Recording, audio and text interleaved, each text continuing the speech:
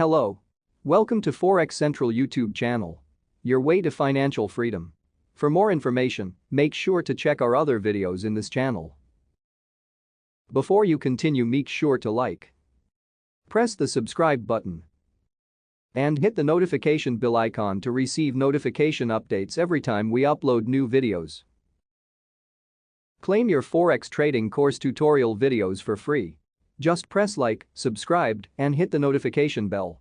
To receive your free Forex courses, please send us your email address at forexcentralofficial@gmail.com with screenshot of your visit in our YouTube channel. We will send it through your email. Thank you. Now let's go for today's video. Forex Central gives special credit to Mohsen Hassan, CEO of MTG, for sharing his expertise and knowledge in Forex trading. Your dedication and commitment to educating others are truly appreciated. We are grateful for your contribution to this Forex Foundation training course. Hey guys, this is a very important video that I wanted to make to warn you about something that's been going on for the past few months. For the past few months, there's been a lot of fake accounts, fake profiles of me online that are trying to scam individuals. So I want you to be extremely careful if you are following me online. Now, this is happening in two places, on Instagram and on YouTube. First, I'm going to talk about Instagram. If you follow me on Instagram, these are the only two profiles I have. These are the two only accounts. My personal account, where I post most often, and my company account. Now, I do recommend you follow me there because I do post about current positions I have and things that are happening in the moment. But if you do go and try to follow me, you're going to notice that there's a bunch of other people that are using my name online. Now, they're going to have the same pictures as me, they're going to post the same stories as me, same comments, same everything. The only way you can know if it's my account or if it's somebody impersonating me is the handle of that account. These are my only two accounts. Other accounts, even though everything else is going to be similar, the handle, the name is going to be slightly different. There might be an extra L at the end, an extra 7, an extra underscore, an extra dot, something very small that you might not notice. So you got to be careful to not follow an imposter, somebody who's pretending to be me that is trying to scam you out of your money. Now, even if you follow the right account, even if you follow one of my official accounts, what these people do is they monitor everybody who follows me and they message them directly. So if you follow me on Instagram, somebody else is going to message you pretending to be me. Now, you might fall for this. A lot of people don't, but some people do. And it kind of makes sense because you follow me and then all of a sudden you get a message from somebody who has my picture, who has my name, who has everything that looks like me. It's only the account that looks slightly different. You might not notice that. Now, these people aren't me. I'm going to tell you how to figure out if there's a fake profile of me or if you're actually talking with me. Well, first of all, number one, I will never message you first. So if anybody ever messages you first with my name, it's a fake account. Please report that account. I will never ever under any circumstances message you first. Even if you follow me, even if you comment on my picture, for any reason, I'm not going to do it. Number two, these people are going to talk to you and they're going to try and sell you something, right? The first thing they do is they try to get you off of Instagram. They're going to ask you to give them their WhatsApp number or they're going to give you their WhatsApp number. Again, number two is I never give out my phone number. I never give out my phone number for any reason. When there's something very important, I usually do this by email, but most often I actually have somebody who answers my emails. So again, I do not give my phone number. If somebody gives you or tries to take your phone number, it's a scam account, report that account right away. Number three, these people will try to sell you something. They'll try and sell you mentorship. They'll try and sell you an investment account, a trading account, a robot. Every time it's something different. I don't have any of these things to sell. Not one of them. Okay? Nothing. There's nothing for me to sell you. The only things that I have that I sell online are some online courses on Udemy, and those are available on Udemy's website directly. So if somebody messages you about selling you anything with my name, it's not me. Report them right away. But number four, these people will usually ask you to make the payment for whatever they're selling you via Bitcoin. So they'll ask you to send them Bitcoin. Don't ever do that. Don't send Bitcoin to anybody online. If you ever send Bitcoin, you're never going to see that money again.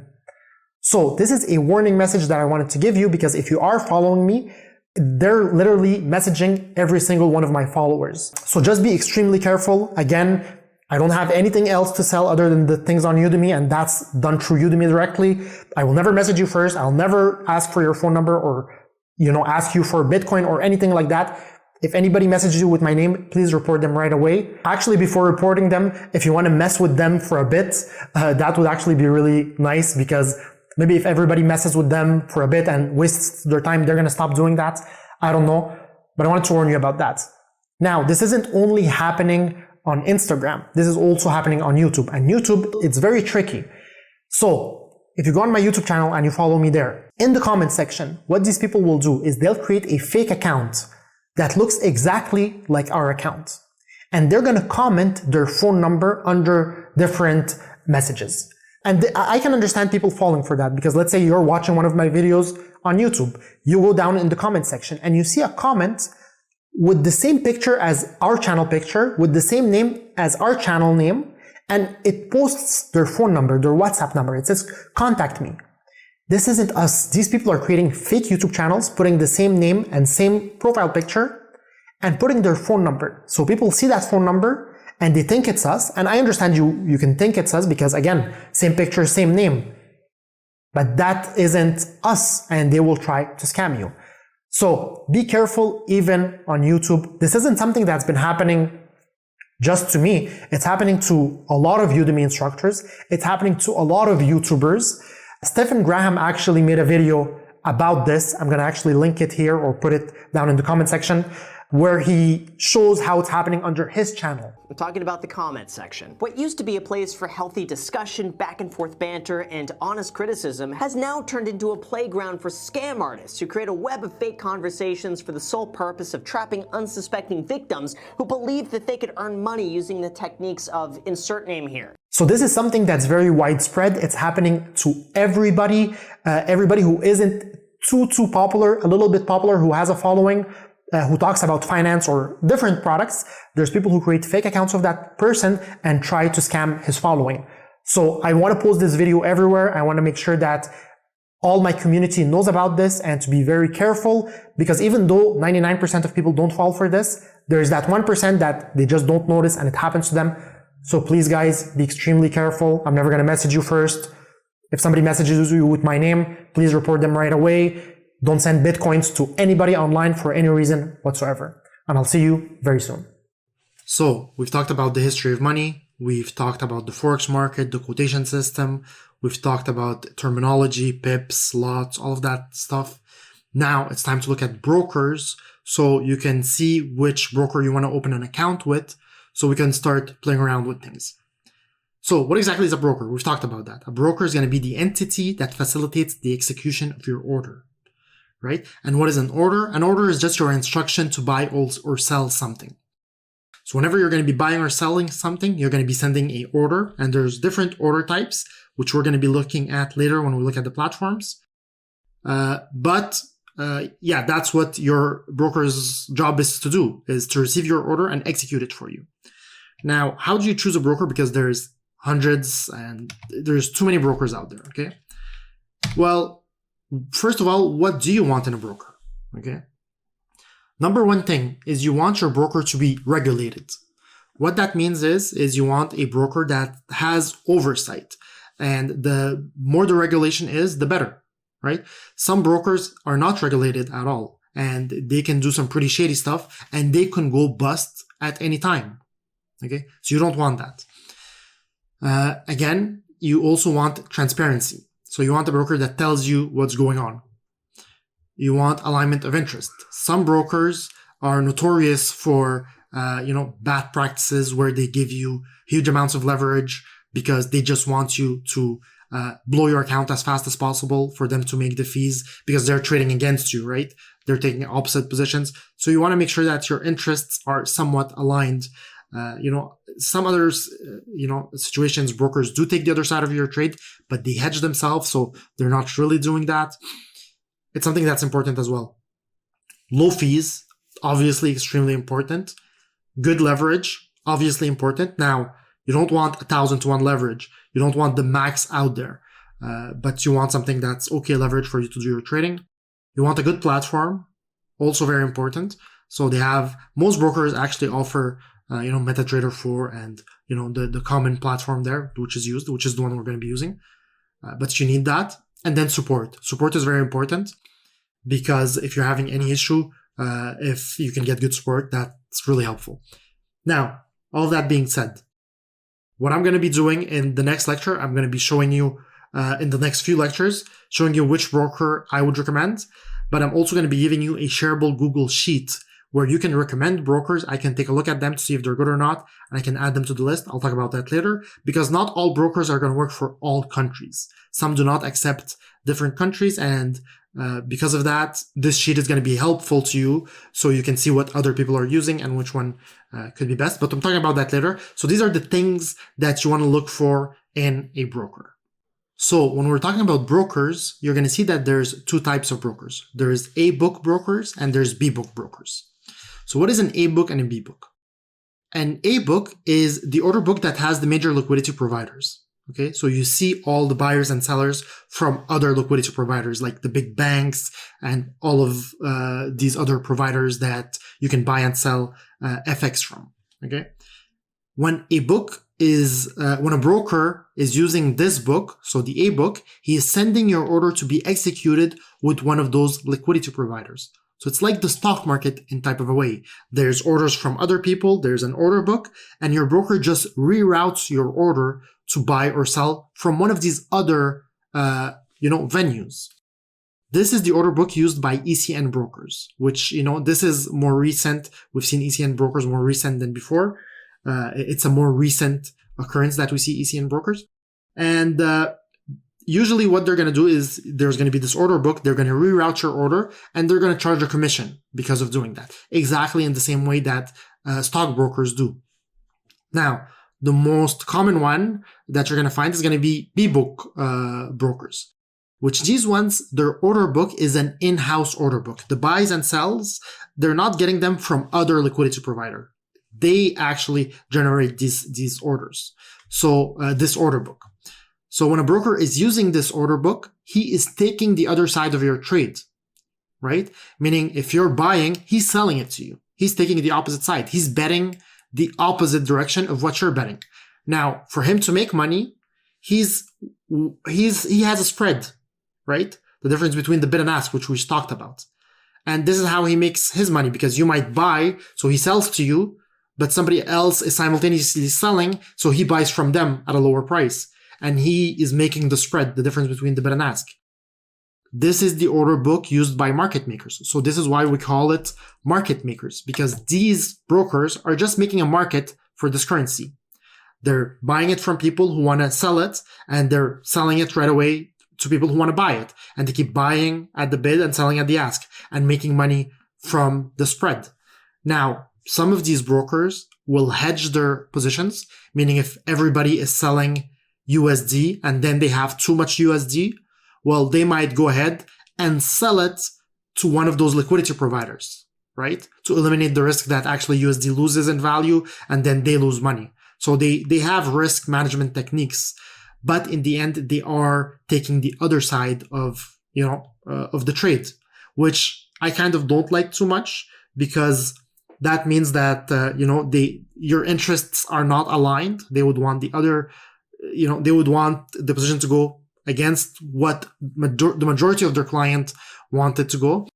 But if they're hedging their positions, that's eliminated. So, a lot of them also hedge their positions. It's just a way for them to control their risk. So if you have the option of two different types of brokers, the A-book broker that just charges you a commission would be best. But then if you have a B-book broker that hedges their position, is not bad too. But then a B-book broker that has a bad reputation, that, has wide spreads to make the most amount of money on you, gives you huge leverage, you don't want to go with something like that. Okay, so we've said that you have brokers that use an A-book and brokers that use a B-book. Now, if you have the option between two brokers and they're as good as each other in terms of reputation, trustworthiness, all of that stuff, you would prefer to take a broker that uses a A-book. Why? Because there's no true conflict of interest. There might be, but a little bit less.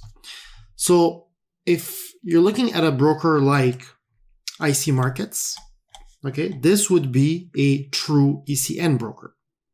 And you see here, they say they're an ECN broker, so you know that they're using a book. And because of that, you see that the spread that they have is often zero.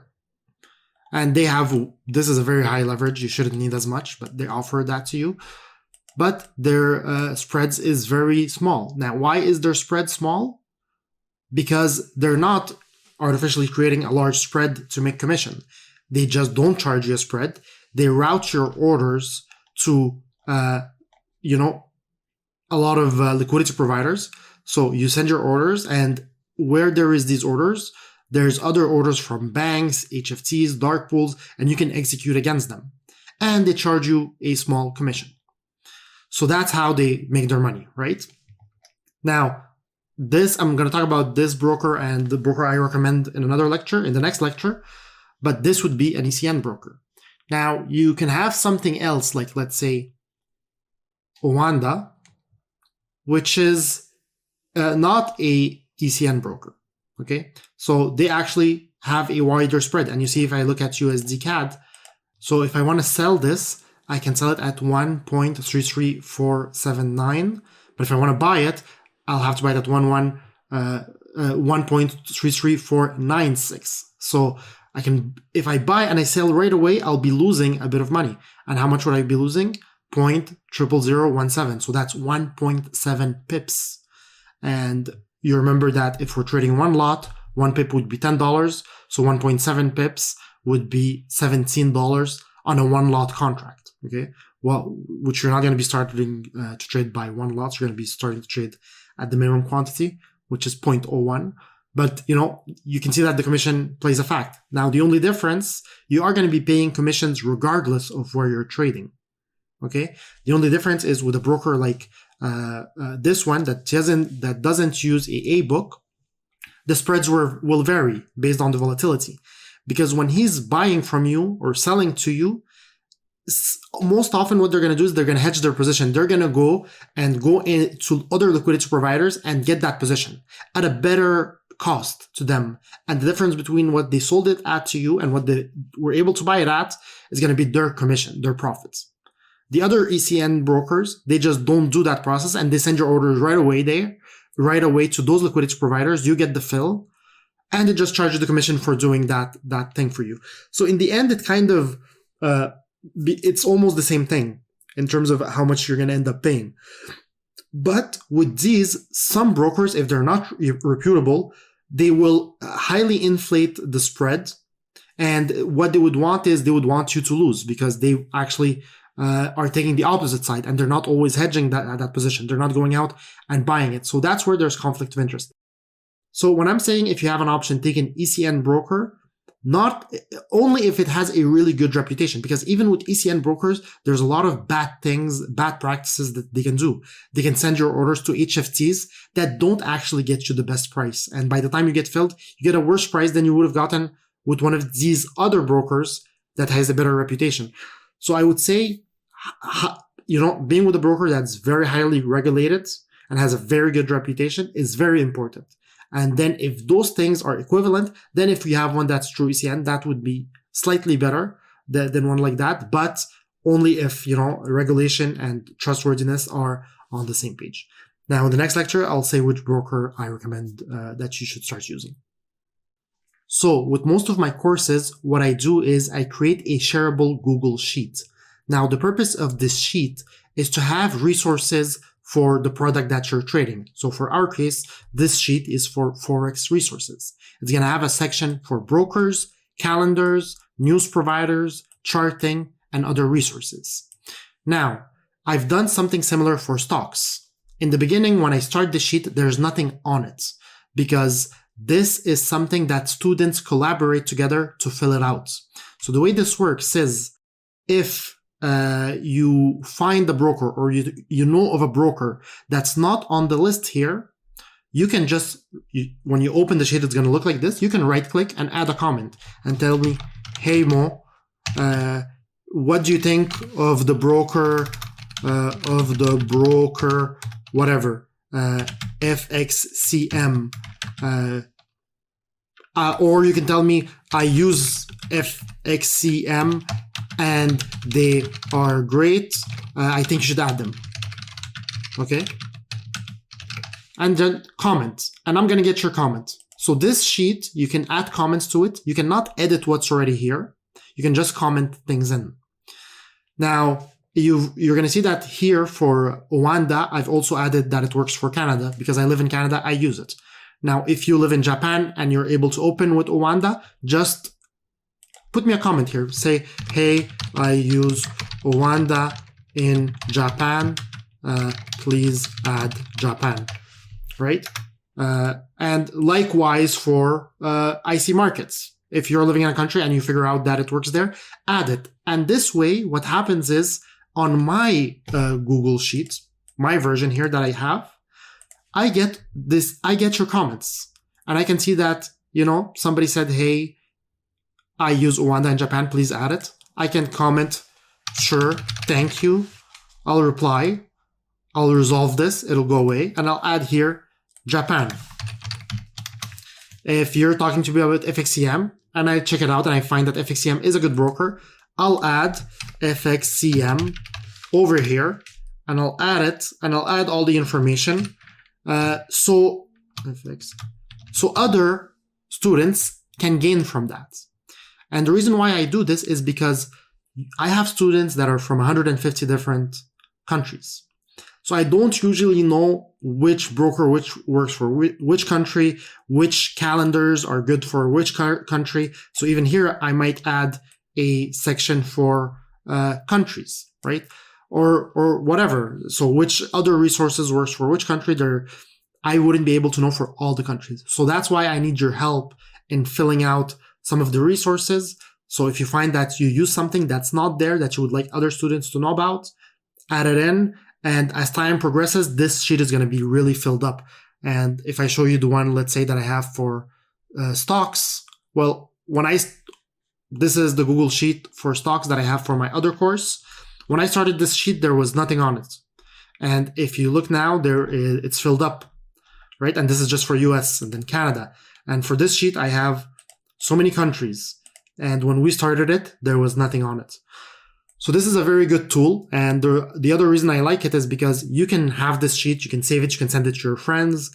And every time I update something on it, it'll update for everybody, right? So as time passes in a year and 2 years, if there's something new I added there, you have access to it. So keep it handy. It'll be filled up. And, send me any recommendations you have that you think are going to be useful for other students as well. Okay. So what I want you to do now is go ahead and decide on which broker you want to use and open an account with one of them. Now, when you go to open your account, you're going to have the option to open a live account or just a practice account. Now, I recommend you start with a practice account. So it's a simulation account. You could also open a live account, but just use the simulator if you want. Now, I recommend you do this right now because it sometimes takes a while for them to approve your account. So a few days to up to a week maybe to get your account approved. You're going to have to send some documentations and stuff like that based on which country you live in, proof of residence, all of that stuff. And then your account will be open. Now, the difference between a live account and a simulation account is the only difference is in the simulation account, you're not actually trading with real money. So it's virtual money, it's simulated money. So it's just pretend money, right? So you're buying and selling and you're making profits, but it's all fake money. It's important that you start with a simulation account because you're going to be making a bunch of mistakes in the beginning. You're learning, right? It's like if you're learning to play soccer, you're not going to go on the field on your first day. You're going to be practicing and playing with other people and getting better. And then when you're ready, you're going to go on the field. So you have to start with a practice account. Okay. So make sure you start with a practice account. And later on, once we go over trading and all of that stuff, only when you're making profits, and we're going to have a sheet to record your historical trades, only when you see that you're profitable and you're confident, then you go to a live account. And even when you go to a live account, you're going to start off small to make sure you're able to reproduce the same results that you did in the simulation account in the live account, because when you go live, then psychology kicks in, emotions kick in, a bunch of things. Even trade executions are sometimes a bit different. So even when you go live with a small amount of money. You make sure you're generating good results, good profits, and only then do you start scaling up and put bigger amounts in. And this is the professional way of doing it, right? Even me, you see here, I have this account here. This is my Mo test account 4. This is one of my 4. I have practice account, tests accounts at different brokers, because whenever I test something new, a new strategy and something new that I'm doing, I test that out first, even though I've been doing this for like 10 years now. So, if you're starting off, then for sure you should start off with a practice account. Make sure you do that.